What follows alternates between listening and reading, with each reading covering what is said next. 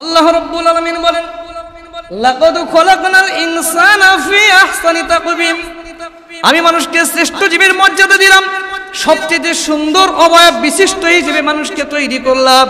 এই মানুষগুলো তাদের বৈশিষ্ট্য যদি ভিতরে ধরে রাখতে না পারে, সুম্মা রাদাতনাহু আসফালা সাফিলিন, আমি আল্লাহ পাক ওই মানুষদেরকে সবচেয়ে নিকৃষ্টতম সৃষ্টিজীবের মধ্যে পরিণত করে দেই। তাহলে বোঝা যায় আমরা এমনি আমাদের শ্রেষ্ঠত্ব ধরে রাখতে পারবো না। আমাদের বৈশিষ্ট্য, আমাদের দায়িত্ব, কর্তব্য আমাদের সচেতনার সাথে পালন করার দরকার আছে না নাই? আছে, আছে। শুধু তাই নয়, যেই কোরআনে আল্লাহ নাজিল করলেন আয়াত, বান্দার সামনে মালাকুল মাউত এসে সালাম দেবে, সেই কোরআনের মধ্যেই আল্লাহ রাব্বুল আলামিন সূরাতুল আনফালের 50 নম্বর আয়াতের মধ্যে বললেন, যদি তোমার আত্মাটা পবিত্র না হয়, দায়িত্ব কর্তব্য সম্পর্কে সচেতন না হও, তোমার মধ্যে ঈমানের বৈশিষ্ট্য কোয়ালিটি যদি না থাকে, তাহলে মালাকুল মাউত এসে সাথে সাথে তোমাকে সালাম দেবে না, বরং তোমার মুখের উপরে, পিঠের উপরে মারপিট শুরু করবে, অভিশাপ দিবে, লানত নাজিল করবে, তারপরে তোমার জানটা বের করে আল্লাহর কাছে পৌঁছে দেবে। বলেন নাউজুবিল্লাহ। আল্লাহ রাব্বুল আলামিন বলেন, ওয়ালাউ তারা ইয ইয়াতাওয়াফফাল আল্লাযীনা কাফারুল মালাইকাতু ইয়াদরিবুনা ফুজুহাহুম ওয়া আদবারহুম ওয়া যুকু আযাবাল হারিক। যখন মালাকুল মাউত আসবে, আমার আত্মাটা যদি পবিত্র না হয়, ঈমানের বৈশিষ্ট্য, ঈমানের কোয়ালিটি যদি আমার মধ্যে পরিপূর্ণভাবে না থাকে, ইয়াদরিবুনা ফুজুহাহুম, আমাদের মুখের মধ্যে মারতে থাকবে, ওই অপবিত্র আত্মা বিশিষ্ট মানুষকে মুখের মধ্যে মারতে থাকবে, অযুকু আযাবাল হারিক, এবং যন্ত্রণাদায়ক জাহান্নামের আযাবের শাস্তি ভোগ করার জন্য নিকৃষ্টভাবে আমাদেরকে লানত দিতে থাকবে। বলেন নাউজুবিল্লাহ। বোঝা যায় মানুষকে আল্লাহ যেরকম শ্রেষ্ঠ জীবের মর্যাদা দিলেন, ঠিক দায়িত্ব এবং কর্তব্য যদি পালন না করেন, তাহলে ওই মানুষটাকে আল্লাহ নিকৃষ্টতম মাখলুক হিসেবে ঘোষণা দিয়েছেন। ঠিক কিনা বলেন? আল্লাহুম্মা সাল্লি আলা মুহাম্মাদিন ওয়া আলা আলি মুহাম্মাদ কামা সাল্লাইতা আলা ইব্রাহিম ওয়া আলা আলি ইব্রাহিম ইন্নাকা হামিদুম মাজিদ। আল্লাহুম্মা বারিক আলা মুহাম্মাদিন ওয়া আলা আলি মুহাম্মাদ কামা বারাকতা আলা ইব্রাহিম ওয়া আলা আলি ইব্রাহিম ইন্নাকা হামিদুম মাজিদ।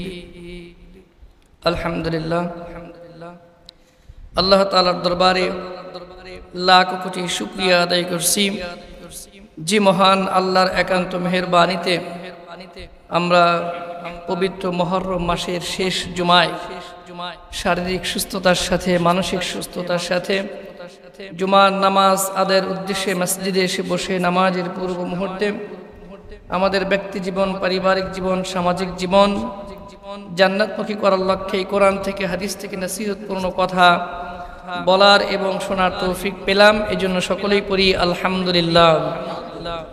সম্মানিত হাজিরিন, পাশাপাশি রুহের মাগফিরাত কামনা করছি। দেশকে ভালোবাসতে গিয়ে বিগত কয়েকটি দিনে অনাকাঙ্ক্ষিতভাবে যে সকল ভাই বোনেরা জীবন দিয়েছেন, আল্লাহ পাক তাদের যেন শাহাদাতের মর্যাদা দিয়ে জান্নাতুল ফিরদাউসের মেহমান হিসেবে তাদেরকেও কবুল করে নেন। সকলেই করি আমিন। হাজিরিন, আমরা আজকে আলোচনা করব সূরাতুল আল ইমরানের 110 নম্বর আয়াত থেকে। আয়াতটি আমরা অনেক সিম্পোজিয়াম, সেমিনার, তাফসির মাহফিল, আলোচনা মাহফিল, জুমার নামাজের আলোচনার মধ্যে আয়াতটি শুনতে শুনতে শুনতে শুনতে অতীব পরিচিত হয়ে গেছে। সেই পরিচিত এই সূরার 110 নম্বর আয়াত থেকেই কথা বলবো ইনশাআল্লাহ। কারণ চলে গেল, একটু একসাথে কাছাকাছি বসি, যেহেতু আজকে লোক বেশি হবে না, কাছাকাছি বসি। সরাসরিটা না বসে, আজকে উপস্থিতি কম হবে, মোটামুটি সব কাছাকাছি বসি আর কি। আসুক, যারা পরে আসবে আসুক।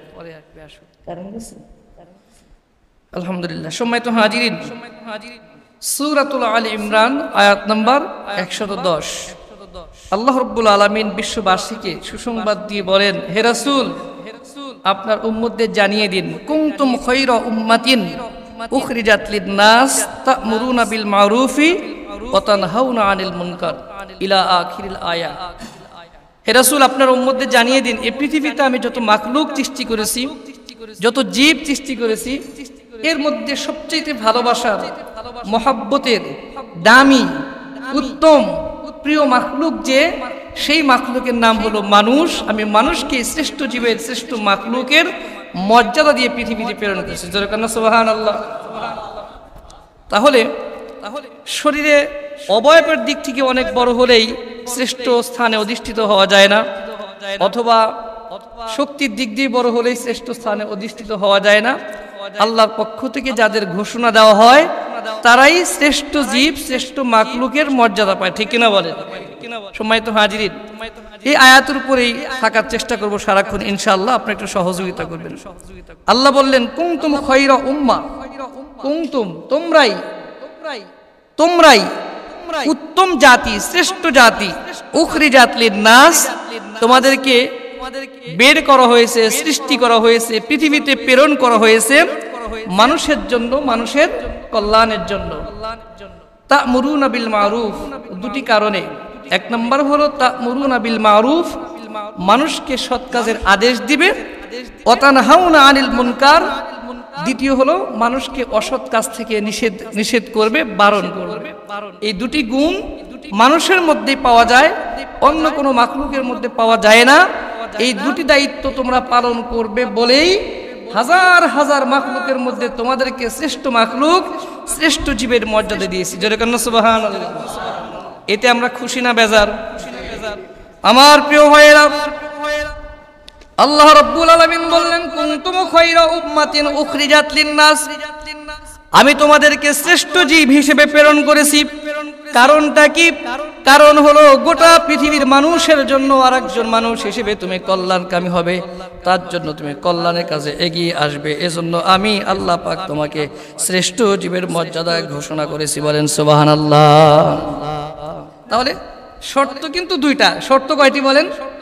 এক নম্বর শর্ত হলো তা'মুরুনা বিল মা'রুফ, দুই নম্বর শর্ত ওয়া তানহাউনা আনিল মুনকার। এই দুটি গুণ, এই দুটি শর্ত পৃথিবীর কোন মাখলুকের মধ্যে আল্লাহ দেন নাই, কোন মাখলুকের মধ্যে আল্লাহ দেন নাই। এখন ঢালাও ভাবে ঘোষণা দিবেন, আল্লাহ যেরকম শ্রেষ্ঠ মাখলুক হিসেবে মানুষকে ঘোষণা করছেন, ঠিক তেমনি এই পৃথিবীতে যত মাখলুক আছে এর মধ্যে সবচেয়ে নিকৃষ্টতম, অভিশপ্ত জাতি, অভিশপ্ত মাখলুকও মানুষকে আল্লাহ ঘোষণা করছে। এবার আসেন, শ্রেষ্ঠ কিভাবে, নিকৃষ্ট কিভাবে? শ্রেষ্ঠর প্রমাণ কি, দলিল কি? নিকৃষ্ট মানুষ, এটার প্রমাণ কি, দলিল কি? আমরা কোরআন হাদিস থেকে জানবো ইনশাআল্লাহ। আল্লাহ রাব্বুল আলামিন সূরাতুল হিজরের 30 নম্বর আয়াত, কয় নম্বর আয়াত? 30 নম্বর আয়াতের মধ্যে আমাদেরকে সান্ত্বনা দিলেন, হে মানুষ, আমি তোমাদেরকে শ্রেষ্ঠ জীবের, শ্রেষ্ঠ মাখলুকের ঘোষণা দিয়েই ক্ষান্ত থাকিনি, এটা প্রমাণ করে দিয়েছি। কিভাবে? ফাসাজাদাল মালাইকাতু কুল্লুহুম আজমাউন, আমার লক্ষ লক্ষ হাজার হাজার অগণিত ফেরেশতা, এই ফেরেশতার চাইতেও যে তোমরা দামি, এটা প্রমাণ করলাম আদম আলাইহিস সালাতু ওয়াস সালামকে সিজদা করার মাধ্যমে, তার কাছে মাথা নত করার মাধ্যমে আমি প্রমাণ করলাম, হে আদম সন্তান, তুমি কিন্তু আমার ফেরেশতার চেয়েও ভালোবাসার মাখলুক, আমার ফেরেশতার চাইতেও তোমার দাম বেশি। জোরে কেন সুবহানাল্লাহ। দেখেন আয়াতের দিকে লক্ষ্য করেন, আল্লাহ বলছে কুল্লুহুম, মালাইকাতু কুল্লুহুম আজমাউন। আজরাইল আলাইহিস সালাতু ওয়াস সালাম, জিবরাইল আলাইহিস সালাতু ওয়াস সালাম, ইসরাফিল আলাইহিস সালাতু ওয়াস সালাম, মিকাইল আলাইহিস সালাতু ওয়াস সালাম, এই চারজন শ্রেষ্ঠ ফেরেশতা, বড় ফেরেশতা সহ আল্লাহর যত সৃষ্টি ফেরেশতা আছে, প্রত্যেক ফেরেশতাই এই আয়াতের অন্তর্ভুক্ত। অর্থাৎ পৃথিবীর সকল ফেরেশতাগুলোই, আসমানের সকল ফেরেশতাগুলোই আমাদের আদি পিতা আদম আলাইহিস সালাতু ওয়াস সালামকে সিজদা করে প্রমাণ করলেন ফেরেশতার চাইতে মানুষের দাম আল্লাহর কাছে বেশি। জোরে বলেন সুবহানাল্লাহ। শুধু তাই নয়, আদম আলাইহিস সালাতু ওয়াস সালামকে সিজদা করার মাধ্যমে শুধু আল্লাহ তাদেরকে শ্রেষ্ঠ জীবের মর্যাদা বলে ঘোষণা দিলেন না, অপর আয়াতে আল্লাহ রাব্বুল আলামিন বলেন, ওয়ালাকাদ কাররামনা বানি আদম, বানি আদম বলতে আদম আলাইহিস সালাতু ওয়াস সালামের উম্মত বলতে সন্তান বলতে যারা থাকবে প্রত্যেককেই আমি আল্লাহ পাক সম্মানের স্থানে অধিষ্ঠিত করেছি। এর মানে আমাদের পিতা আদম আলাইহিস সালাতু ওয়াস সালাম, আমাদের পূর্বপুরুষ পৃথিবীর সর্বশ্রেষ্ঠ আদম আলাইহিস সালাতু ওয়াস সালাম এবং তার সন্তান হিসেবে আশরাফুল মাখলুকাত হিসেবে মানুষ হিসেবে আমরা যারা পৃথিবীতে প্রেরিত হয়েছি আমাদেরকেও আল্লাহ সবচাইতে বেশি সম্মান দিয়ে ধন্য করেছেন। বলেন সুবহানাল্লাহ। শুধু আদম আলাইহিস সালাতু ওয়াস সালামকে সিজদা দেওয়ার মাধ্যমে শ্রেষ্ঠ জীব তার সন্তানেরা শ্রেষ্ঠ জীব হবে না, বিষয়টি তা নয়। আবার দেখেন হযরত মুসা আলাইহিস সালাতু ওয়াস সালাম নাম শুনছেন?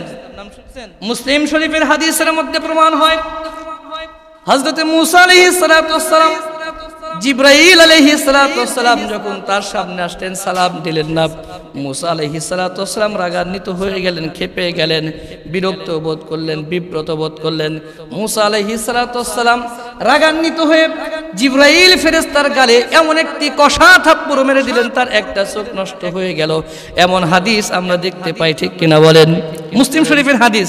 মুসা আলাইহিস সালাতু ওয়াস সালামের কাছে ফেরেশতা আসলো, আসার পরে তাকে সালাম দিলেন না, আজরাইল সালাম দিলেন না, ফেরেশতা সালাম দিলেন না। সালাম না দেওয়ার কারণে তিনি রাগ করে কষ্ট পেয়ে ফেরেশতার গালে কষে থাপ্পড় মেরে দিয়েছেন। এমন হাদিস আছে না নাই? তাহলে মানুষের দাম যদি কম হইতো আর ফেরেশতার দাম যদি বেশি হইতো মুসা আলাইহিস সালাতু ওয়াস সালাম কি ফেরেশতাকে থাপ্পড় দিতে পারতেন?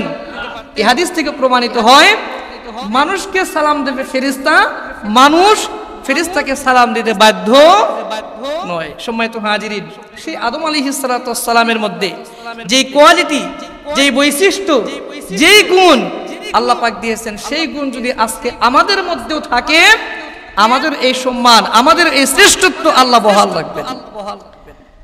আল্লাহ রাব্বুল আলামিন সূরাতুন নাহলের 32 নম্বর আয়াতের মধ্যে বলেন, বান্দারা শুনে রাখো আমি শ্রেষ্ঠ জীবের মর্যাদা দিয়েই শুধুমাত্র ক্ষান্ত হই নাই।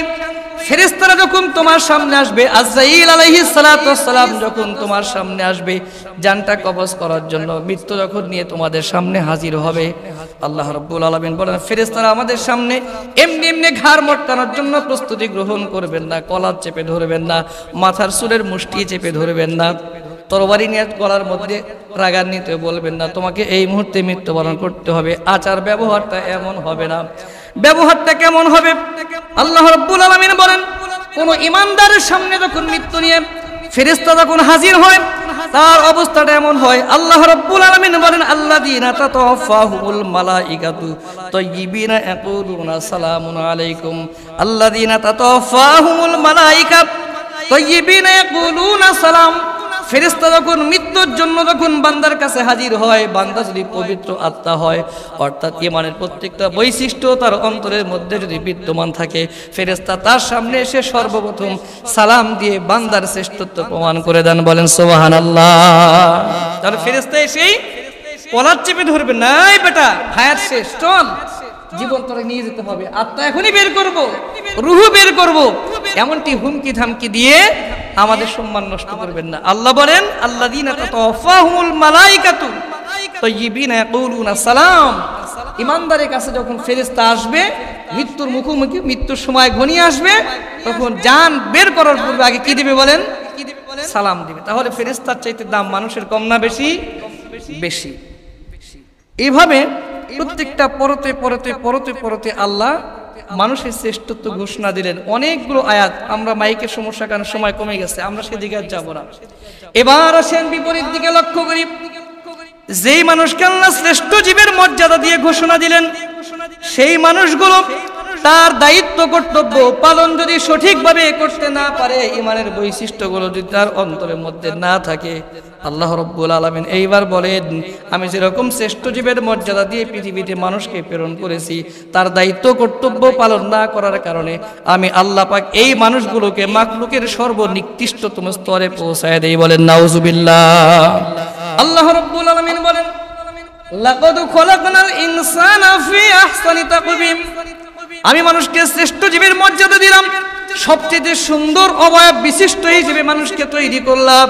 এই মানুষগুলো তাদের বৈশিষ্ট্য যদি ভিতরে ধরে রাখতে না পারে, সুম্মা রাদাতনাহু আসফালা সাফিলিন, আমি আল্লাহ পাক ওই মানুষদেরকে সবচেয়ে নিকৃষ্টতম সৃষ্টিজীবের মধ্যে পরিণত করে দেই। তাহলে বোঝা যায় আমরা এমনি আমাদের শ্রেষ্ঠত্ব ধরে রাখতে পারবো না।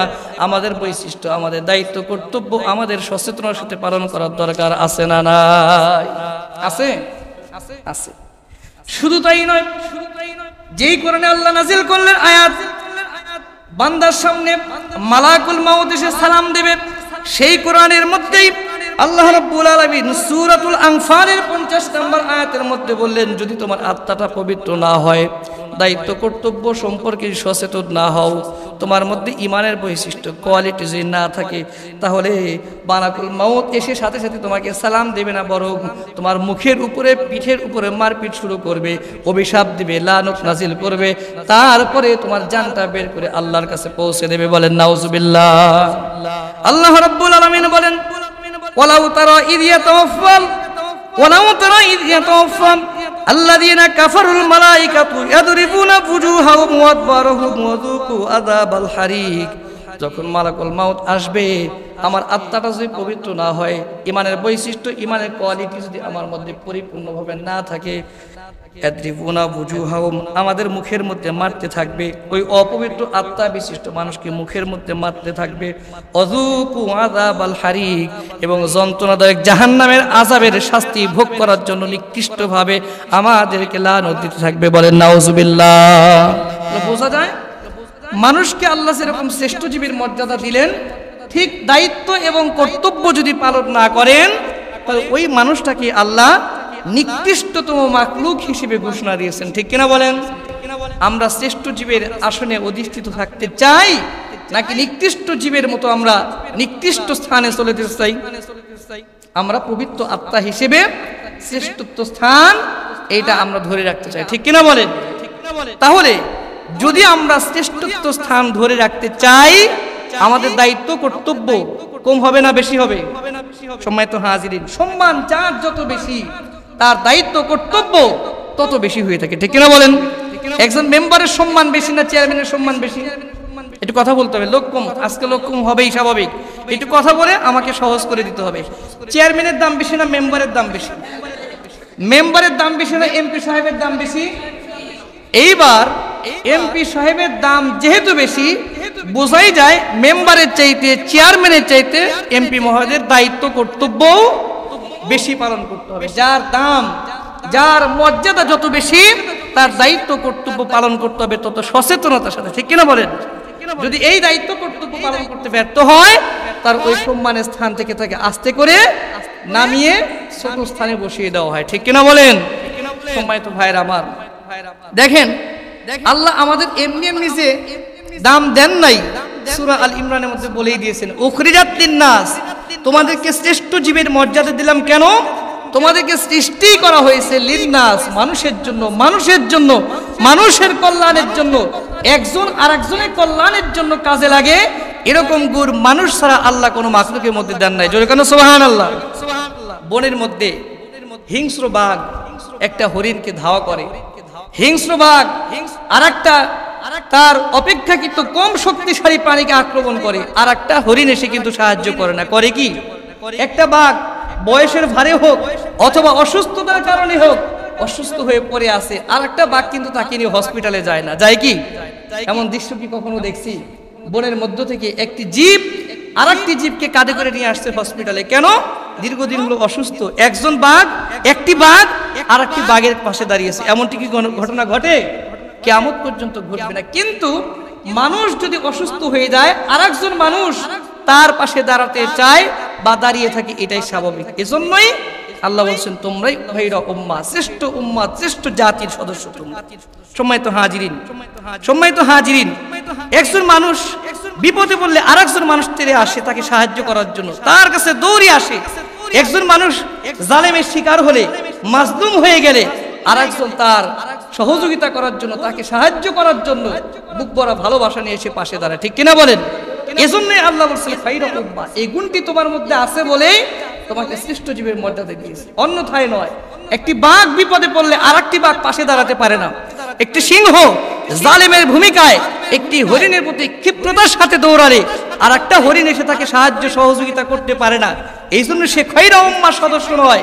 কিন্তু মানুষের মধ্যে যদি একজন জালেমের শিকার হয়ে মাজলুমের অন্তর্ভুক্ত হয়ে যায়, আর একজন ভাই বুক বড় ভালোবাসা নিয়ে দরদ নিয়ে তার পাশে দাঁড়ানোর জন্য ছুটে যায় বলে আল্লাহ বলছেন তোমরাই খৈরা উম্মাহ, তোমরাই শ্রেষ্ঠ উম্মতের সদস্য। জোরে কান্না সুবহানাল্লাহ। কিন্তু আমরা এই কাজটি থেকে অনেক ক্ষেত্রে দূরে চলে আসছি। এবার আসেন আমরা একটু বলতে চাই, আস্তে আস্তে লোকজন হয়েছে আলহামদুলিল্লাহ। আল্লাহ বললেন কুনতুম খৈরা উম্মাহ, তাহলে কয়টি কারণে আমাদের শ্রেষ্ঠ জীবের মর্যাদা আল্লাহ দিয়েছেন? যারা আগে আসছেন তারা বলেন কয়টি কারণে? আল্লাহ রাব্বুল আলামিন বলেন কুনতুম খৈরা উম্মাতিন উখরিজাত লিন-নাস, বান্দারা শুনে রাখো আমার হাজার হাজার মাখলুকের মধ্যে তোমাদেরকে শ্রেষ্ঠ জীবের মর্যাদা হিসেবে পৃথিবীতে প্রেরণ করা হয়েছে। কারণটা কি? লিন-নাস, একজন মানুষ আর একজন মানুষের জন্য কল্যাণকামী হবা, শুভাকাঙ্ক্ষী হবা, উপকারে আসবা এই জন্য। আর এই উপকার কেমনে করবা, কল্যাণকামী কেমনে হবা, একজন ভাইয়ের পাশে তুমি ভাই হিসেবে কেমনে তার পাশে গিয়ে দাঁড়াবা, এটার দুইটি পদ্ধতি হয়। কয়টি পদ্ধতি বলেন? আল্লাহ বলেন এক নাম্বার পদ্ধতি হলো তা'মুরুনা বিল মারুফ, ওই ভাই যেন নিকৃষ্ট কাজ না করে, জাহান্নামের পথে যেন দৌড়ায় না দৌড়ায়, ওই ভাইটা যেন গুনাহের মধ্যে অন্তর্ভুক্ত না হয়, আল্লাহদ্রোহী কাজের মধ্যে যেন অন্তর্ভুক্ত না হয়, এই জন্য তাকে তা'মুরুনা বিল মারুফ, ওই ভাইটাকে সৎ কাজের ক্ষেত্রে উপদেশ দিবা, সৎ কাজের আদেশ দিবা। আর দুই নাম্বার শর্ত হলো ওই ভাইটা যেন জাহান্নামের দিকে না দৌড়ায়, খারাপ কাজ যদি করে খারাপ কাজ থেকে, অন্যায় কাজ থেকে, গর্হিত কাজ থেকে তাকে বারণ করবা। এই দুইটি গুণ তোমার মধ্যে আছে বলে আমি তোমাকে শ্রেষ্ঠ উম্মার সদস্য ঘোষণা দিয়েছি। বলেন সুবহানাল্লাহ। আমার প্রিয় ভাইরা, দুঃখে কলিজা ফেটে যায়। আমাদের মতো হাজার হাজার পাগড়িওয়ালা মানুষ, আপনাদের মতো হাজার হাজার লক্ষ লক্ষ টুপিওয়ালা, পাগড়িওয়ালা, জুব্বাওয়ালা মুসল্লি মানুষ আজকে দুটি গুণের মধ্যে একটি গুণ পালন করে থাকি আমরা। আর দুই নাম্বার শর্তটা, দুই নাম্বারটা গুণ আমরা আমল করতে পারি না। আমরা সবসময় মানুষকে ভালো কাজের নির্দেশ দেই, ভালো কাজের পরামর্শ দেই, ভালো কাজের উৎসাহ উদ্দীপনা দেই, নিজেরাও ভালো কাজ করি। কিন্তু দুঃখজনক করে সত্য কথা, ভালো কাজের পাশাপাশি অন্যায় কাজ যদি সমাজের মধ্যে চলতে থাকে, জুলুম নির্যাতন নিপীড়ন যদি সমাজের মধ্যে চলতে থাকে, আমাদের মতো আল্লাহওয়ালা মানুষ, আমাদের মতো মুসল্লি মানুষ, আমাদের মতো ভালো কাজ কর্মওয়ালা মানুষ, এই মানুষগুলো অন্যায় কাজ থেকে মানুষকে বারণ রাখার কোনো ভূমিকা রাখে না। বলেন ঠিক কিনা? আমরা নিজেরা ভালো কাজ করি, ভালো কাজের আদেশ দেই, কিন্তু আমার সামনে অন্যায় কাজ হচ্ছে, জুলুম হচ্ছে, নির্যাতন হচ্ছে, নিপীড়ন হচ্ছে, মানুষের হক নষ্ট হচ্ছে, মানুষকে কষ্ট দেওয়া হচ্ছে, এই যে অন্যায় কাজ, এই অন্যায় কাজে বাধা প্রদান আমরা অনেকেই করতে পারি না। সত্য না মিথ্যা বলেন? এই সমস্ত স্টেজ থেকে শুধু বলি ভালো কাজ করেন, ভালো কাজ করেন, ইবাদত করেন, ইবাদত করেন, কিন্তু শ্রেষ্ঠ উম্মার সদস্য হওয়ার দুই নম্বর শর্ত, কোনো ব্যক্তি যদি সমাজের মধ্যে অন্যায় কাজ করে, গর্হিত কাজ করে, জিনা ব্যভিচারে লিপ্ত হয়, হত্যা, গুম, ধর্ষণ, খুনের মধ্যে লিপ্ত হয়, ওই ভাইটাকেও জাহান্নামের পথ থেকে বাঁচানোর জন্য আমাদের খারাপ কাজের ক্ষেত্রে দেয়ালের মতো প্রাচীর নির্মাণ করে বাধা দেওয়ার দরকার আছে না নাই? আমরা সেই ক্ষেত্রে ভূমিকা পালন করতে পারি না, যার কারণে আজকে আমরা অসহায়, নির্যাতিত, নিষ্পেষিত, অবহেলিত, বঞ্চিত। সম্মানিত হাজিরিন, আপনি একটু বিশ্লেষণ করে দেখবেন এই সমাজে ভালো কাজ করার লোক কম না বেশি? অবশ্যই বেশি। ভালো কাজ করার লোক কম না বেশি? ভালো কাজের আদেশ দেওয়ার লোক কম না বেশি?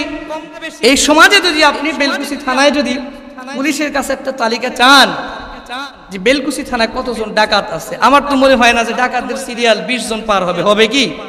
শেষরা ডাকাত, ছোট ডাকাত, বড় ডাকাত, মেজো ডাকাত মিলেও 10-12 জনের বেশি হবে না। যদি বেলকুচি থানার পুলিশ অফিসারের কাছে তালিকা চান এই বেলকুচি থানায় কতজন চোর আছে, খুনি আছে, ধর্ষণকারী আছে, আমার মনে হয় 50-60 জনের বেশি হওয়ার কথা নয়। কিন্তু এই বেলকুচি থানায় হাজার হাজার আলেম ওলামা আছে না নাই? এই বেলকুচি থানায় হাজার হাজার হাজী সাহেব, হাজার হাজার পীরের মুরিদ, হাজার হাজার সালাত আদায়কারী আল্লাহওয়ালা ভালো মানুষ দাবিদার আছে না নাই? এদের সংখ্যাটা বেশি এবং সৎ কাজের আদেশ করে এদের সংখ্যাটাও বেশি। কিন্তু একটা সমাজকে ধ্বংসের দ্বার প্রান্তে পৌঁছে দেওয়ার জন্য যে সমস্ত জুলুমকারী, জালেম, এদের সংখ্যাটা কম, কিন্তু এদেরই দাপট, এদেরই কি বলে সদা সর্বদা এদের করাল ঘাসে থাবায় আমরা অসহায়ের মতো জীবন যাপন করি। কারণ কি?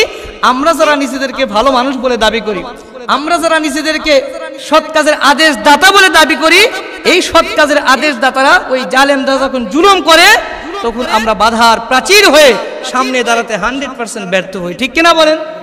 সম্মানিত ভাইরা আমার, মজার বিষয় হলো, আশার বাণী হলো, যদি আপনি আমি এই সমস্ত জালেম, এই সমস্ত অন্যায়কারী, এই সমস্ত চোর, ডাকাত, ছিনতাইকারী, হত্যাকারী, মানুষের আমানত খেয়ানতকারী, মানুষকে কষ্ট দেয়, এই সমস্ত ব্যক্তির সামনে যদি আমরা একত্রিত হয়ে দলবদ্ধ হয়ে দাঁড়িয়ে যেতে পারি, সাথে সাথে এই সমস্ত অন্যায় মুহূর্তের মধ্যেই সমাজ থেকে মূলোৎপাটন করা সম্ভব। ঠিক কিনা বলেন? দেখেন, বাংলাদেশের শতকরা 95 জন মুসলমান, ভারতে টোটাল জনসংখ্যার মধ্যে মাত্র 20 থেকে 25 কোটি মানুষ মুসলমান। মুসলমান হলেই হয় না, সব মুসলমানের ঈমান কি এক? এখান থেকে সাউন্ড কি পিছনে যায়? সব মুসলমানের ঈমানের তাহজিব তামাদ্দুন, মুসলমানের ঈমানের তারাক্কি, ঈমানের পাওয়ার কি এক হতে পারে? পারে না। ভারতের মাত্র অল্প কিছু মানুষ মুসলমান। এই যে অমুসলিম একটি রাষ্ট্র, এই রাষ্ট্রের মধ্যে আমাদের বোন, কিছুদিন আগের ঘটনা আপনারা প্রত্যেকে জানেন, প্রত্যেকে দেখেছেন, বিশ্ববাসী অবাক দৃষ্টিতে উপভোগ করেছে দৃশ্যটি। সেটা কি? এক মুসলিম বোন তার স্কুল বা কলেজে যাওয়ার সময় পিছন থেকে শ্রীরাম শ্রীরাম জয় শ্রীরাম বলে বলে কিছু হায়না, কিছু জাহান্নামের কীট, অমুসলিম কিছু যুবক তাকে ধাওয়া করছিল। দেখছেন না এই দৃশ্যটা? মুস্কান মুসলমান পালিয়ে যায় না। এই বোনটি একার বিরুদ্ধে যখন এতগুলো হায়না হিংস্র জানোয়ারের মতো কি বলে জয় শ্রীরাম বলে বলে তাকে ধাওয়া করছিল, ঠিক ওই সময়ে মুস্কান যদি ভয় পেয়ে দৌড় দিতেন, তাহলে এই জয় শ্রীরাম বলা ব্যক্তিবর্গ তাকে কিন্তু ছাড়তো না, তাকে টেনে হিঁচড়ে তাকে লাঞ্ছিত করতো, অপমানিত করতো, কষ্ট দিত। ঠিক কিনা বলেন? কিন্তু একটু সাহস, খুব বেশি না, একটু সাহস নিয়ে এই মুস্কান যখন রুখে দাঁড়িয়ে নারায়ে তাকবীর আল্লাহু আকবার স্লোগান দিয়ে যখন দাঁড়িয়েছে, তখন ওই যে হিংস্র জানোয়ার লেজ গুটি আস্তে আস্তে পালাতে বাধ্য হয়েছে। ঠিক কিনা বলেন?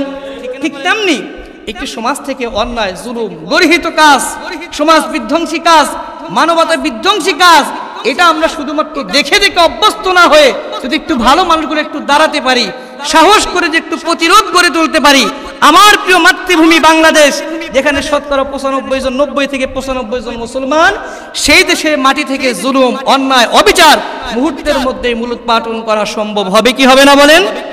সম্মানিত ভাইয়েরা আমার, আমরা এই কাজটা করি না। কেন করি না?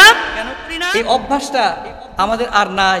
আমরা এখন অসহায় হয়ে গেছি, আমরা এখন ভীরু হয়ে গেছি, আমরা এখন কাপুরুষ হয়ে গেছি, প্রতিবাদের ভাষা আমাদের হারিয়ে গেছে। আমাদের পূর্বপুরুষের ইতিহাস, ঐতিহ্য, তাদের যে বীরত্বগাথা কথাগুলো, এইগুলো আমাদের আর স্মরণে নাই।